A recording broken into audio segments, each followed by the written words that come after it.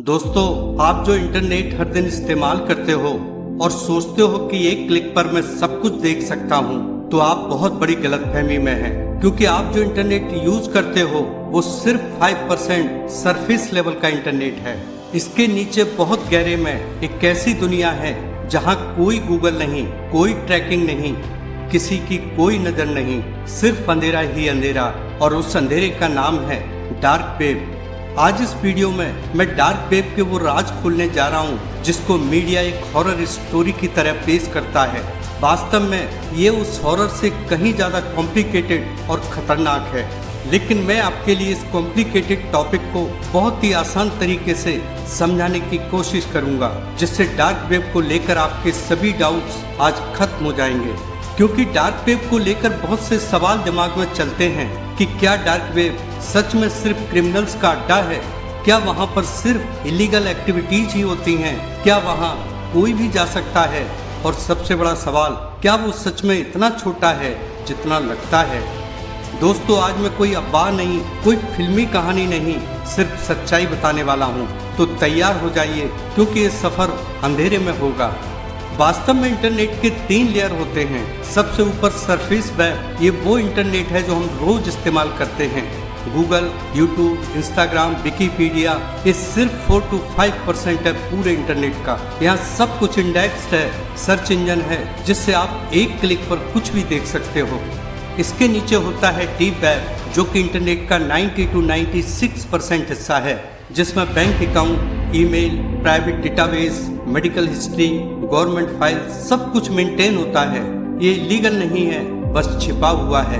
और सबसे नीचे, सबसे अंधेरे में डार्क वेब, ये डीप वेब का सिर्फ 0.01% हिस्सा है। 2025-26 के लेटेस्ट स्टैटिस्टिक्स के अकॉर्डिंग डार्क वेब पूरे इंटरनेट का महज 0.01% है। फिर भी इसकी इतनी चर्चा क्यों होती है? तो उसकी सबसे बड़ी वजह है गुमनामी। डार्क वेब को आप नॉर्मल ब्राउजर से एक्सेस नहीं कर सकते। इसके लिए आपको Tor browser, the onion router की जरूरत पड़ती है, जो आपकी प्राइवेसी को मेंटेन करता है।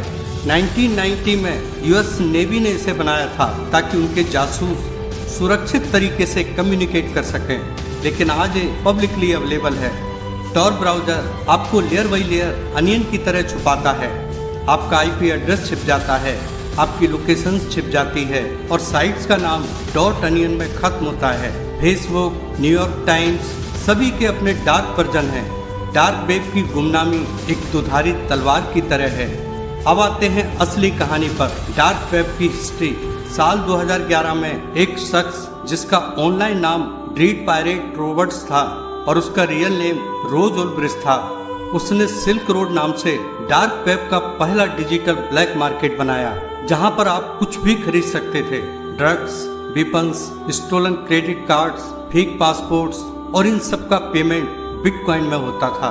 2011 से 2013 तक सिल्क रोड के थ्रू 9.5 मिलियन बिटकॉइन का कारोबार हुआ। इसका अगर आज के हिसाब से वैल्यूएशन किया जाए तो ये अरबों डॉलर होगा। इसके बाद FBI ने रेड किया। 2013 में इसे बंद कर दिया गया और रोज को आजीवन कारावास की सजा मिली। लेकिन 2025 में प्रेसिडेंट डोनाल्ड ट्रंप ने उसकी सजा को माफ कर दिया। एक कहानी बताती है कि डार्क वेब कितना पावरफुल था और कितना वल्नरेबल भी। सिल्क रोड के बाद आए अल्फावे, हंसा, अंपायर मार्केट, लेकिन हर बार लॉ एनफोर्समेंट ने पकड़ती रही। 2014 में एक ऑपरेशन किया जिसमें 400 से ज्यादा डार्क मार्केट्स बंद किए गए, फिर भी ये मार्केट चलते रहे।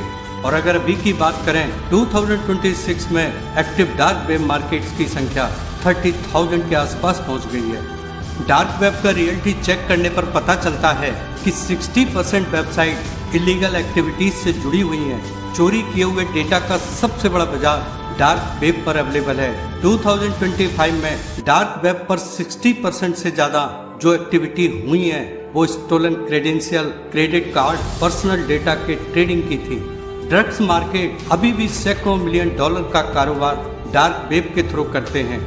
Ransomware as a service, zero day exploit जैसे हैकिंग टूल्स सब कुछ डार्क वेब पर अवेलेबल हैं। लेकिन दोस्तों, डार्क वेब को लेकर काफी मिथ भी फैले हुए हैं। आज मैं उन सभी मिथ्स का भी रियलिटी चेक कर आपको बताऊंगा। डार्क वेब सिर्फ क्रिमिनल्स का अड्डा है एक बहुत बड़ा मिथ है, जबकि रियलिटी ये कहती है कि ये पूरा सच नहीं है। न्यूयॉर्क टाइम्स, ProPublica, BBC जैसी न्यूज एजेंसीज ने अपने डॉट अनियन वर्जन्स बनाए हुए हैं ताकि जिन कंट्रीज में सेंसरशिप है और जो दुनिया से कटे हुए हैं वहाँ के लोग भी खबरें पढ़ सकें। एक्टिविस्ट, विसिल ब्लोअर्स, जर्नलिस्ट, ये सभी लोग टॉर का इस्तेमाल करते हैं ताकि सरकार उन्हें ट्रैक न कर सके। चाइना, ईरान, नॉर्थ कोरिया जैसे देशों में असंतुष्ट लोग डार्क वेब के बिना अपनी आवाज नहीं उठा सकते। टॉर के डेली यूजर्स 2026 में 3 मिलियन से ज्यादा हो चुके हैं। ये ज्यादातर प्राइवेसी, रिसर्च या सेंसरशिप को बाईपास करने के लिए टॉर का यूज करते हैं।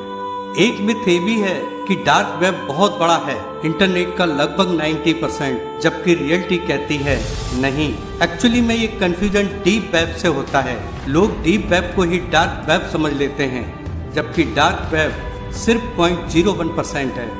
डार्क वेब को लेकर एक मिथ सबसे ज्यादा परेशान करने वाला है कि डार्क वेब पर जाने से वायरस आ जाते हैं। ये वास्तव में थोड़ा चिंता वाला विषय है, लेकिन रियलिटी ये है कि अगर आप प्रिकॉशन लेते हो तो फिर कोई टेंशन नहीं है। लेकिन हाँ, डार्क वेब पर मेलवेयर, फिशिंग, स्कैम्स, ये सब कुछ बहुत कॉमन है। 50% से ज़्यादा फ्री डाउनलोड्स में मैलिशियस कोड होता है जो आपको नुकसान पहुंचा सकता है। अब बात करते हैं डार्क वेब के खतरों पर जो आपको डरा सकते हैं। डार्क वेब पर डेटा लीक्स बहुत ही कॉमन है। आपका ईमेल, पासवर्ड, फ़ोन नंबर, आधार, बैंक डिटेल्स, सब कुछ डार्क वेब पर बिक रहा है। 2025 में स्टोलन डेटा का मार्केट बिलियंस का था। रैंसमवेयर, कंपनीज को अटैक करने वाले टूल्स ओपनली बिकते हैं। Average ransomware breach cost almost $5 million से ऊपर होती है। कुछ साइट्स पर कुछ ऐसी चीजें अवेलेबल हैं जिनके बारे में सोचकर ही रोंगटे खड़े हो जाते हैं। ये हैं illegal porn, violence video, contract killing offers, human trafficking और एक्सट्रीम कंटेंट। लेकिन लॉ एनफोर्समेंट इन्हें रेगुलर मॉनिटर करता रहता है। स्कैम्स बहुत कॉमन है। आप खरीदारी करते हो, पेमेंट बिटकॉइन में होता है और सेलर अगर गायब हो गया तो कोई कंज्यूमर प्रोटेक्शन नहीं। हालांकि लॉ एनफोर्समेंट ट्रैप से कड़ी नजर रखते हैं। FBI, यूरोपोल, इंडियन एजेंसी सब एक्टिव हैं। कई बार हनी पॉट साइट्स बनाकर क्रिमिनल्स को पकड़ते भी हैं। भारत में भी डार्क वेब एक्टिविटी बढ़ रही है। Cyber criminals stolen Indian data, UPI scams, Aadhaar leaks dark web पर बेचते हैं। लेकिन दोस्तों, डार्क वेब को हम पूरी तरह से शैतान समझने की गलती नहीं कर सकते। ये तो बस एक टूल है। जिस तरह हथौड़े से आप मकान भी बना सकते हो और किसी को मार भी सकते हो, उसी तरह टॉर प्राइवेसी चाहने वालों के लिए वरदान है तो क्रिमिनल्स के लिए एक वीपन। डार्क वेब के आज लेजिटिमेट यूजेज भी हो रहे हैं। Investigative journalism, corporate security research, whistle blowing, domestic violence victim को सेफ रखना और कम्युनिकेशन, सेंसर्ड कंट्री में फ्री स्पीच लाना।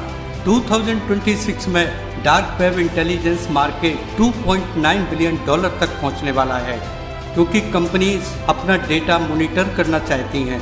तो सवाल ये है कि आपको डार्क वेब पर जाना चाहिए या नहीं? तो मेरा जवाब है नहीं, जब तक आप एक्सपर्ट नहीं हैं। अगर फिर भी जाना है तो VPN प्लस टॉर का इस्तेमाल करो। कभी भी पर्सनल इन्फो मत दो, कभी भी इलीगल चीजों को मत खरीदो, जावा स्क्रिप्ट को डिसेबल रखो और कुछ भी डाउनलोड मत करो। टेल्स ऑपरेटिंग सिस्टम जैसा सिक्योर सिस्टम इस्तेमाल करो। लेकिन अगर ईमानदारी से कहूँ तो ज्यादातर लोगों के लिए क्यूरियोसिटी ही सबसे बड़ा खतरा बन जाती है। दोस्तों, डार्क वेब का सच यही है कि ये न तो पूरी तरह नर्क है और न पूरी तरह स्वर्ग। ये इंटरनेट का वो हिस्सा है जहाँ एनोनिमिटी की कीमत चुकानी पड़ती है, जहाँ पर फ्रीडम और क्राइम साथ साथ चलते हैं। जैसा कि एक साइबर सिक्योरिटी एक्सपर्ट ने कहा, डार्क वेब न तो बढ़ रही है न घट रही है, वो इवॉल्व कर रही है। AI deep fakes, ransomware kits, bulk data sales, ये सब कुछ बहुत आसान हो गया है। लेकिन नॉर्मल इंटरनेट यूजर का काम है अलर्ट रहना, अपने डेटा को प्रोटेक्ट करके रखना। पासवर्ड्स बहुत स्ट्रॉन्ग होने चाहिए और 2 फैक्टर ऑथेंटिकेशन बहुत जरूरी है।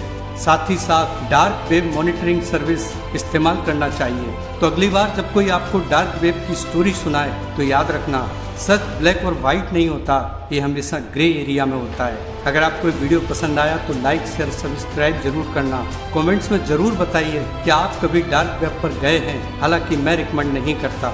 अपना और अपने लोगों का डेटा सुरक्षित रखिए। धन्यवाद।